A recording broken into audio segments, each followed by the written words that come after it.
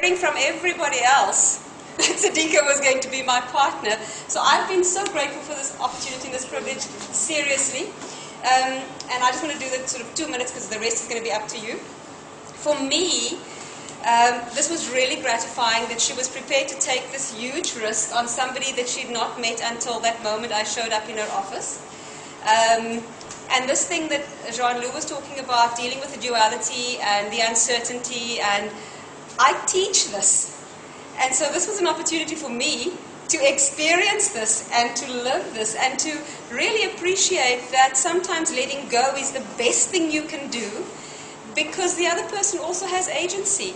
They are competent, they are capable, and that partnership relationship for us certainly from the start was about building a relationship first. I always went into this thing with the long term in mind, although I knew that the whole program was for a year. I wanted to be part of Siddieka's life for a much, much longer time. So I hope she doesn't ask for a transfer to another school because I'm not going anywhere else except the area she's in. But it's been really, for me, it's Said my in die skool gesit. We all do what we do and we bring our expertise and we think we know. And I just realized from working with Siddieka how little I knew. And I just really want to say it's been an absolute pleasure. I felt a little bit superfluous. I wasn't needed, I have to say, from the kinds of stuff that I'm used to being needed.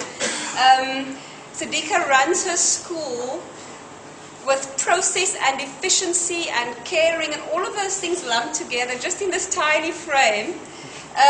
And it was an absolute marvel to watch. I thought we were incredibly well matched as partners. We're quite similar people. Even this presentation today, we had a quick meeting about it.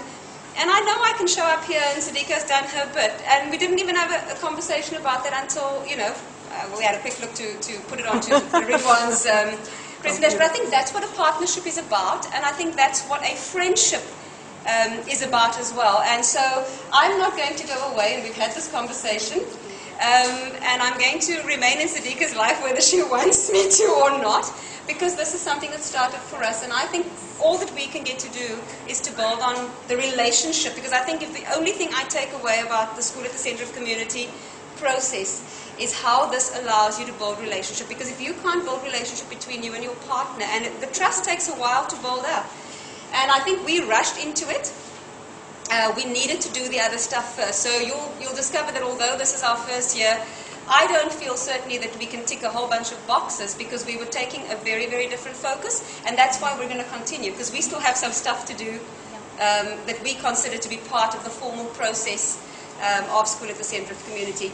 And then just one last thing about this. I stand here not only as a partner for Possibility, the business partner with my principal partner, I am also a board member of Symphonia for South Africa. And it's given me incredible insight, spending time with Veronica, because we never really just had a conversation about what I was doing in the school. It was always the big conversation, and I think it was very useful having this experience and then having to be accountable to our mission and what it is we're looking to do. So I think that's really been very good for me, because it helps me certainly when I invite other people to have this experience, to be authentic about it and to know what I'm talking about. And I think that for me was one of the biggest takeouts, to be truthful about this and not to sell vaporware and not to sell an experience that you know nothing about. So thank you, Siddieka, for allowing me to have that experience, and I'm going to hand over the presentation to you. Good afternoon, everybody. I'm going to go through what being part of the School at the Center of Community has meant for me as a leader at our school.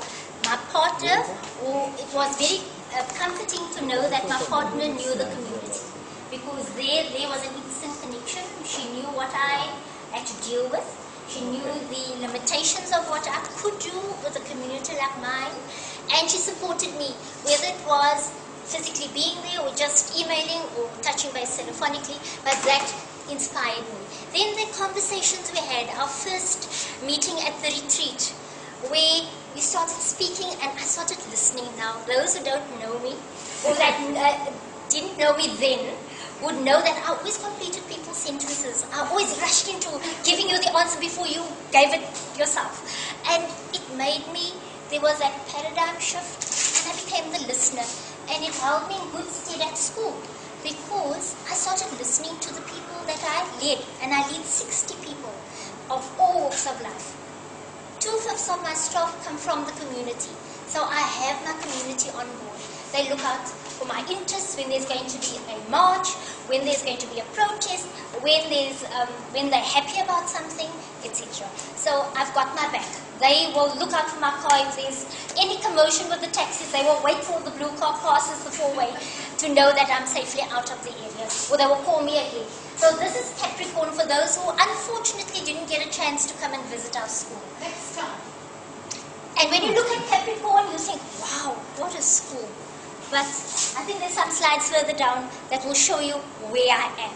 So this is my little haven, and Sally and a few others, Veronica, Ridwan's baby that I'm nurturing here, would know where I am. And if you look at the logo at the start, the symbol is a heart. And the heart would be there for it being in the heart of a community. You have to drive into the community to get to the school, but also the healing of the hearts, because we deal with a lot of broken hearts. And they're broken all the time. They are disappointed by the adults in their lives. They go through trauma, etc. So my focus solely was to engage people, and when we started engaging, Melanie and I used that as the platform. Let me engage, because people want to see what's happening in the township. Take some pics. I've come from abroad. What can I take back with me? And you can take the next slide. So the partner for possibility, I've got some bullets here. You can read that for yourself. That was what we had planned for Madiba Day. Now let me just go speak about this Madiba Day concept. I had in my mind a wellness health day, and we spoke endlessly about the health day. And I told my staff, right now, your task, and I sold the concept. We had this flawless consulting session going, and they bought into the Madiba Day Fun Day. So we called it the Madiba Day Fun Day. We were celebrating Madiba's birthday. At the time, Madiba took ill. So I said, we can't not have this happen, because remember, it happened at the spur of the moment. So we had to buy, we normally plan a year in advance. So here I come, just before the term ends, to come and sell a concept that they've got to run with. So I said, Madiba's alive, so let's celebrate his life. And we're not going to think, how remorseful will we wait? So they brought into the fun day. They prepared their baskets, and the old fake baskets that we used to have at the church bazaars, we recreated it, because people had lost the art of making them. And I focused on wellness, because I'm a healer and I'm going to heal this. And we went into get the first aid person, people to talk about AIDS, people to talk about TB, and pamphlets and demonstrations. My God, did it bomb out on me completely. On both of us. We had the wall set out, and but the people wanted fun. And then I realized, and I did a bit of introspection, and we spoke about it, and I thought maybe they are so busy healing themselves. There's so much trauma. They're always consulting with HIV and AIDS counselors. They're forever going to TB clinics, and they didn't want to hear about health. And that is where we realized that health and wellness has its place. But Madiba Day is going to be a fun day for us, because that's what this community were lacking. And they were deprived, because nobody ever goes in there and makes, opens up the school or center for them to come and enjoy themselves, to see how the other half looks, how the other schools do fundraising. So we're then now going to focus on fun, and there's some pics, and this is the part that was fun. And the click in the wall, they had a bit of fun, but eventually we realized the outside action was the best. And we had talent shows. The kids could show off their talents. They showed off what they could, etc. Then I started speaking to the community, and I got hold of a lady who runs the Butterfly Project. So she's a German, Angela Katschka, and she has an extraordinary skill, they call it. So she's got a work permit to practice her extraordinary skill, because she's an art therapist. And she was looking for premises, but she was needing the premises to bring the community kids in from the creches to do art therapy, clay therapy, etc. Nobody wanted her, and I offered her my storeroom. And this lady created a haven in the storeroom. And eventually I took her on as my art teacher now. So she does art therapy, art lessons. And they then, at the end of last year, did a butterfly project, and they beautified the area for Christmas by pasting with wallpaper, glue and paper these artworks that our learners did. And they went to Lucky, who sells the scrap metal and copper pipes and copper cables that are burnt in the area. But they beautified Lucky's store. And Lucky fixed somebody's door, because somebody's door was kicked down, and we went to Lucky and asked, don't you have a door? Lucky went there free of charge to fix the door. So we are getting them involved. They painted these on our walls, and the nice thing about it is it washes off. So when it rains, it peels off. There's no marks, there's no nothing. So they went around to the community. The shacks all had their butterflies. And initially the community weren't too sure what it was about, because there were mixed groups of white, black and kids pasting these things on their walls, and it was just so festive. So that was our butterfly project. And here's some more pics of that. Then the dogs. Let me tell you about the dogs. Then Angela decided we need to have the children work on an art project, but we need a dog to be their watchdog, because they go home from trauma. So they're going to create this dog from a cooling bottle and toilet roll holders. They then created their dogs, and we had these 250 dogs in the art loft. But the dogs had to be labeled. But you know, we in Vrygrond, and these labels disappeared. So much so that we ended up having a SPCA for the lost dogs. The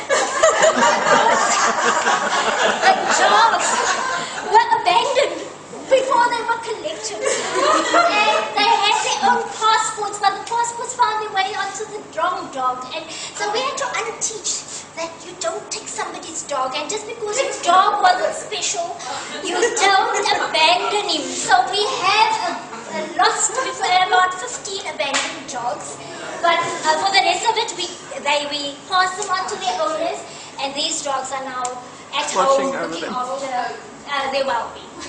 So that's the dogs and their passports. Next one. So here I just have the buckets of love. We went begging to Pick and Pay. We give them our wall for the sessions with their staff for free. So what do we get in return? I asked, because before I would never ask, but now what can I get from you? And they said, okay, buckets of love at Christmas. So we received buckets of love, and then more teachers saw this, and they decided they'll make us their charity, and our learners that were most privileged, underprivileged, including the Muslim, because now we get parcels at the time when we're fasting, and we share it among all the learners, and at the end of the year, regardless of your faith, you get your bucket of love. So, yeah, kids, they look very normal, so when you see them outside, this is the playground that they're playing in. Year 2, they're enjoying the lunches that we prepare for them, and this is our netball team, so we got a sponsor to give them dresses to play in. And because of their odd shapes, we needed to find something that wasn't revealing in the community. So we chose these very smart dresses, and so we're hoping that eventually they'll be our future. They'll play in the girls' team. Oh, okay, great result. This is a school hall. That is the hub of the community. They come in there, they do their church, we bury people from there. We've had church services, we've had all sorts of celebrations there. Ayabonga donated the play park. Here's another pic of the kids. This is the new block, Crossley block. We went hat in hand to find money for our first grade 7s. They started this year. So the Crossley block came in as a donation there. And we had a brick structure that we could at least give input on. We needed hand basins in the classrooms because the other classrooms didn't have. We wanted tiled floors because the carpets we have in the other classes just didn't work. So the Crossley block is up. There's 4 new classrooms. Then the teachers needed to be nurtured. So we made mandalas. Now mandalas are you connect with the universe, and it is therapeutic. So all of us then were grouped, and we created our mandalas, and it was such a lovely session where we could all just link and spend time in the room. Then Keith Reed read about us. So he came in with all his equipment, and he said, well, I've got my equipment here, I'll test all your kids' eyes for you for free. He traipsed in with his luggage and he spent his days going through the entire school. Earmarked those that needed specialized testing, came in with more equipment, came in eventually with frames, adult frames that curls right over the ears, but my kids are kitted out with spectacles. So those who are not, that had eyesight problems, and then we discovered too that some teachers sent squint children, and they said, no, squint doesn't mean not 20/20 vision. So we quickly learned that a child with a squint doesn't necessarily mean a child with an eye condition. So they received the spectacles, and they were on their way to learning. We launched our library, and we've got a new librarian, and we're doing reading sessions, and they were supposed to concentrate, but you know, they're Capricorn. So when they see a camera or a video, they smile. So. And then Spinal came out with the outreach. I brought in uniforms and some donations as well. This was around tea time. So, and then we were invited to the handspring puppet. So it's amazing how conversation snowballs. Yeah. So somebody knew somebody, and now this horse was actually the handspring puppet company actually designed and assembled this horse to go abroad, and this is on circuit abroad, and there's a film being made about right now. But it was awe-inspiring, and they linked up with the Theatre for Youth, and our kids be incorporating that into arts and culture. So they're getting. That's just what I've just said. Then Bishop's boys wanted an outreach school to help. And I was now unsure what more can these boys do. And we then decided we had to feed them. I tell you, they can eat. So we fed them. We made sure that the kids were at the sports day, so they came in and they painted murals that we designed. We had a competition going among the teachers. Design a mural for math, for numeracy. And they came up with some of it. There's some more. There's a maze that they painted further back. But the kids are using that, and that's us.